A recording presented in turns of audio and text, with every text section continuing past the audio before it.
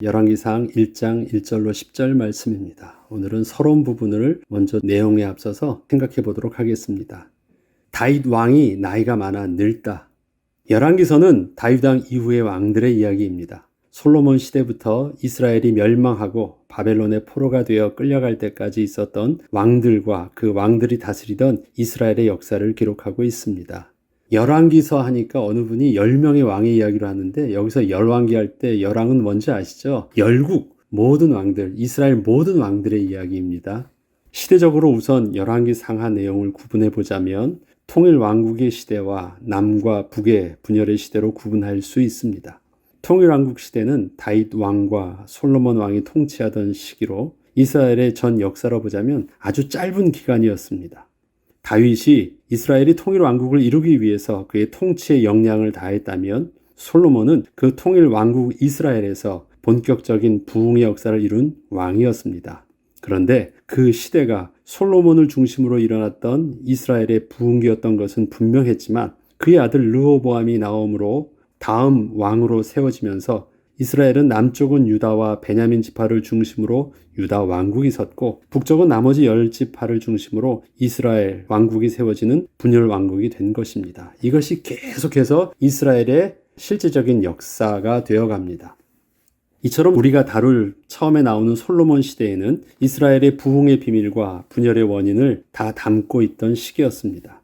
그의 통치 전반부에는 아버지 다윗 왕의 뜻을 따라 하나님을 경외하며 하나님께서 주신 지혜와 그 경건함으로 또 백성을 잘 통치하고 성전을 짓는 일에 헌신하였지만, 그의 통치 말기에는 1000만 1000명이 넘을 정도로 많았고, 그 첩들 때문에 또 그 첩들을 위해서 우상을 숭배하는 산당을 짓는 등 여호와 앞에서 많이 범죄하였던 내용을 솔로몬 시대는 다루고 있습니다. 열왕기서의 전반부에 나오는 솔로몬 왕의 모습을 보면 그가 왕으로서 도덕적으로나 정치적으로 백성들 앞에서 크게 잘못된 통치를 분명 하지는 않았었음을 알 수 있습니다.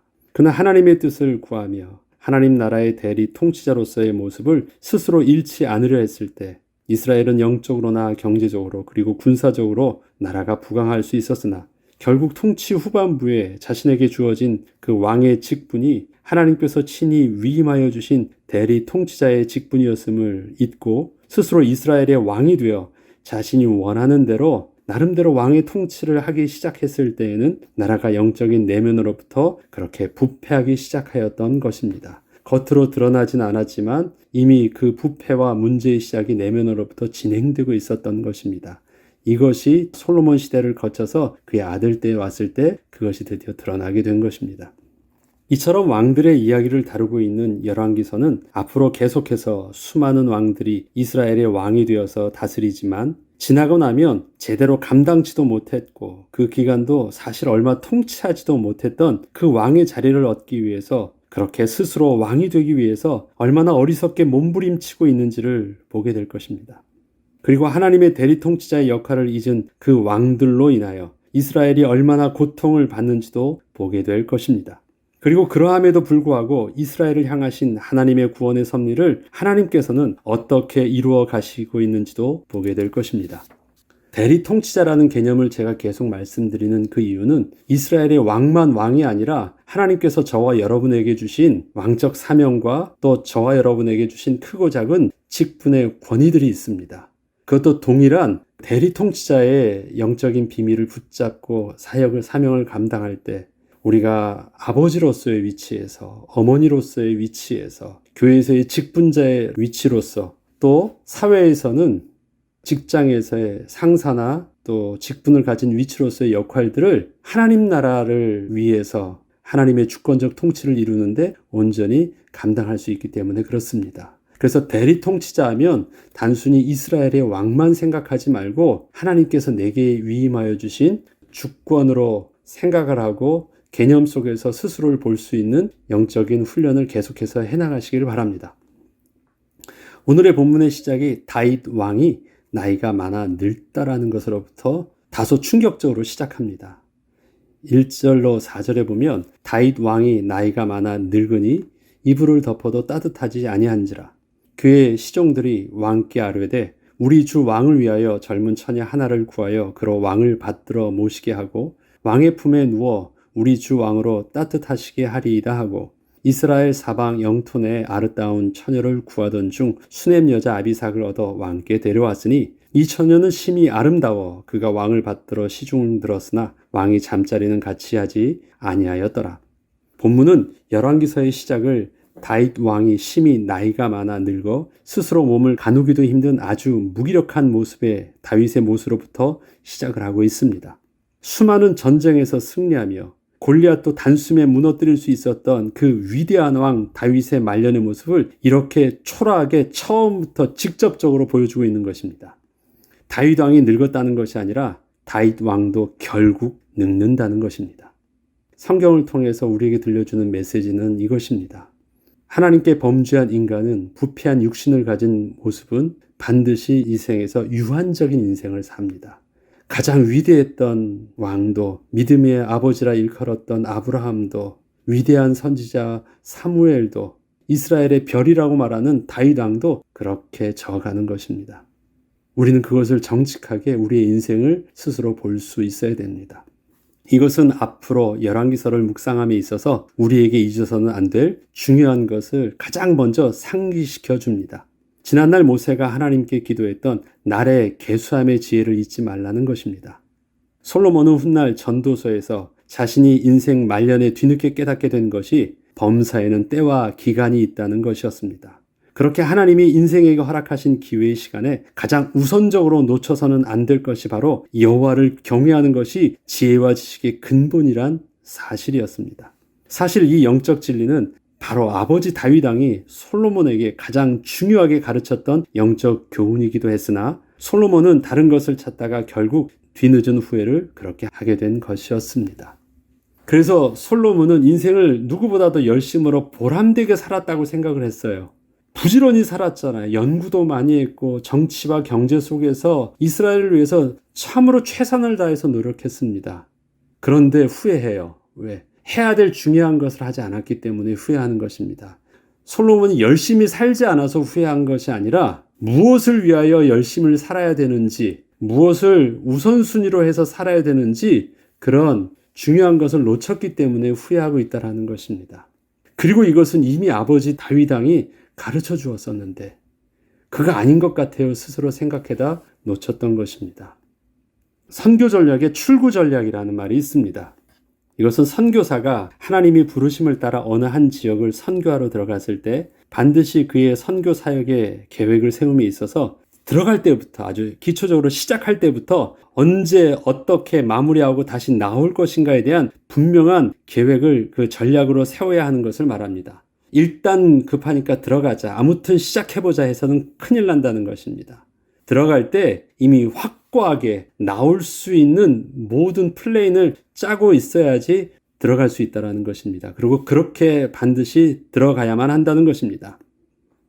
무조건 내가 그곳에 뿌리를 받겠다 하고 열심을 다하여 헌신하다가는 결국 자신에게 주어진 사역의 시간을 마칠 때 온전히 다음 사역자에게 아름답게 이양할 수 없어서 오히려 선교의 문이 크게 닫히게 되는 경우를 너무 많이 보게 됩니다. 결국 아무것도 남지 않습니다. 그리고 본인은 어떻게 됩니까? 결국 거기서 나이 들고 또 때로는 거기서 병들어 죽기도 하고 아무것도 할 수 없는 위치가 되어지면 이제는 쥐고 있었던 다 뺏기기도 합니다. 그래서 아름다운 마무리를 하지 못해서 이미 이루어 놓았던 것들이 오히려 육신적인 그 건물과 그 필요한 것에 욕심이 있던 수많은 사람들에서 빼앗겨가는 것들을 봅니다. 아무것도 남지 않아요. 우리 인생도 마찬가지입니다. 하나님께서 우리에게 허락하여 주시는 인생 속에 우리는 반드시 출구 전략이 있어야 됩니다. 하나님이 우리를 부르실 거잖아요. 우리 가게 될 거예요. 그럼 가기 전에 우리는 어떻게 하나님의 부르심 속에서 우리 삶을 마치게 될 때, 아니면 우리의 사역을 마치게 될 때, 우리의 직분을 마치게 될 때 우리는 어떻게 마무리를 할 수 있어야 될까요? 내가 놓지 않으면, 내가 준비하지 않으면 다 빼앗깁니다. 결국 이루어지는데 다 빼앗기게 되는 것입니다. 그렇기 때문에 우리 인생의 출구 전략, 우리가 열왕기서를 보면서 이것도 한 번 더 묵상하면서 스스로를 생각할 수 있는 좋은 시간표가 되어야 하겠습니다. 그때 아도니아가 스스로 왕이 되려 하다. 자, 다윗이 늙어요. 그럼 다윗도 끝났다라는 거예요. 근데 그 타이밍에 하나님의 사람과 또 하나님의 관점과 세상의 관점, 왕이 되려고 하는 두 가지 관점이 보여지는데 세상 왕을 상징하는 아도니아는 스스로 왕이 되려 합니다. 바로 그때 하깃의 아들 아도니아가 스스로 높여 이르기를 내가 왕이 되리라 하고 자기를 위하여 병거와 기병과 호위병 50명을 준비하니 그는 압살롬 다음에 태어난 자요 용모가 심히 준수한 자라. 그의 아버지가 내가 어찌하여 그리하였느냐 하는 말로 한 번도 그를 섭섭하게 한 일이 없었더라. 인간적으로 보면 아도니아 괜찮았던 인물이었다라는 것입니다. 아버지가 그렇게 책망을 하지 않을 정도로 성실했었던 인물이었습니다. 열왕기서의 왕들은 어떻게 왕이 되는지는 몰랐고 어떻게 왕으로서 마무리를 해야 하는지도 몰랐습니다. 자신이 원하고 백성들이 인정해주면 되는 것인 줄 알았습니다. 그저 육신적인 자격만 갖추면 왕이 될 수 있을 것이라는 생각을 할 뿐이었습니다. 왕들은 하나같이 하나님의 기름 부으심도 제대로 알지 못했고 어떻게 통치해야 하며 후대에게 무엇을 남겨주어야 하는지도 전혀 알지 못했습니다.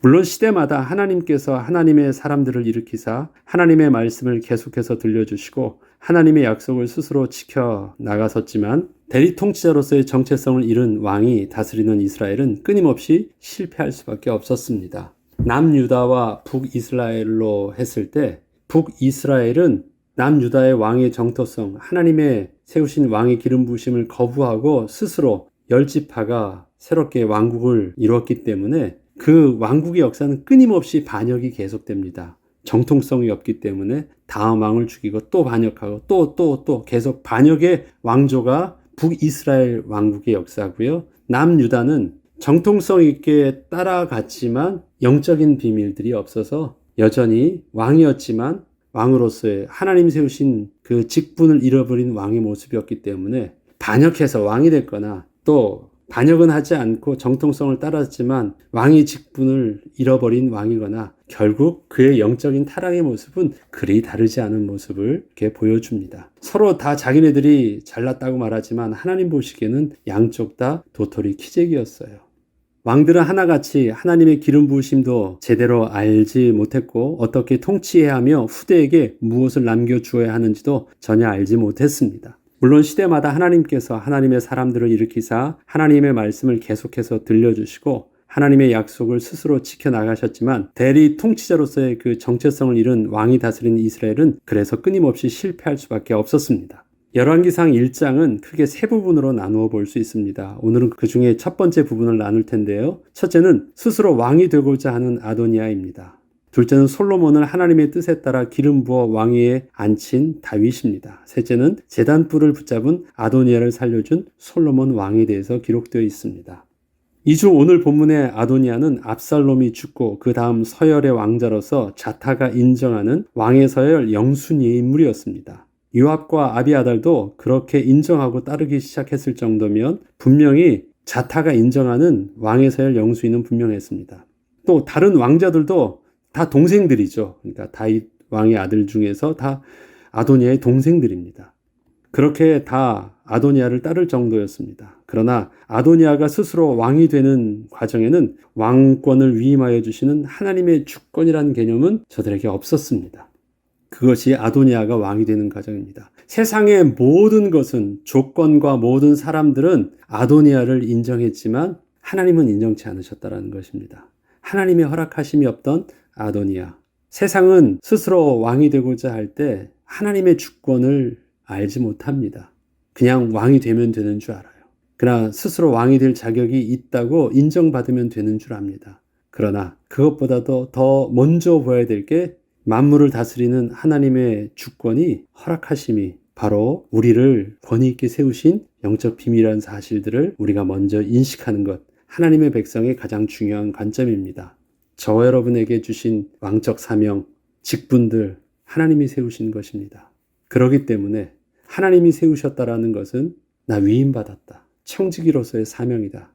대리 통치자로서 하나님의 뜻을 구하는 것이 내가 해야 될 왕으로서의 의무이다. 이 사실들을 절대 잊지 않는 것입니다. 여러분이 아버지 되었고 여러분이 어머니 되었다. 하나님이 세우신 것입니다. 하나님께 물으셔야 됩니다. 하나님께 허락을 구해야 됩니다. 저와 여러분의 교회에서 직분을 주셨다. 하나님이 세우신 것입니다. 투표해서 얻은 것 아니고 공부해서 내가 딴 거 아닙니다. 하나님이 세우신 것입니다. 이것에 대한 명확한 인식, 그러나 아도니아는 스스로 왕이 되기를 원했다는 것입니다. 그렇지만 다윗의 용사들은 아도니아를 따르지 않았다라고 기록합니다. 열왕기상 1장 7절 8절에 보면 아도니아가 스루야의 아들 요압과 제사장 아비아달과 모이하니 그들이 따르고 도우나 제사장 사독과 여호야다의 아들 브나야와 선지자 나단과 시므이와 레위와 다윗의 용사들은 아도니아와 같이 하지 아니하였더라. 다윗의 용사들이라는 의미는 다윗과 같은 하나님의 사람들이었다는 것을 담고 있는 말입니다. 그리고 다윗에게 충성을 다했다는 사람입니다. 인간적인 다윗을 말하는 것이 아닙니다. 인간적인 다윗을 충성했다는 말이 아닙니다. 다윗을 충성할 수 있었던 그 영적인 비밀, 하나님과 마음에 합했던 그 비밀이 다윗과 동일하였다라는 것입니다. 그렇기 때문에 다윗의 용사들이라는 것은 바로 저와 여러분이 바라보는 동일한 시각이 되어야 되는 것입니다. 왕의 권위가 하나님의 주권 속에 오는 것임을 저들은 알았기에 비록 현재 다윗의 모습은 육신적으로는 왕의 능력을 다 상실해 보였어도 다윗을 하나님이 세우신 왕의 권위로 온전히 섬기고 있던 것이었습니다. 하나님의 주권 앞에서 스스로를 제한할 수 있고 순종할 수 있는 자, 이스라엘은 그러한 왕이 필요했고 또 그러한 백성들이 되어야 했던 것, 이것이 하나님이 다스리는 나라입니다. 우리가 꿈꾸고 우리가 소원하며 이 땅에 회복해야 될 하나님의 나라의 모습인 것입니다.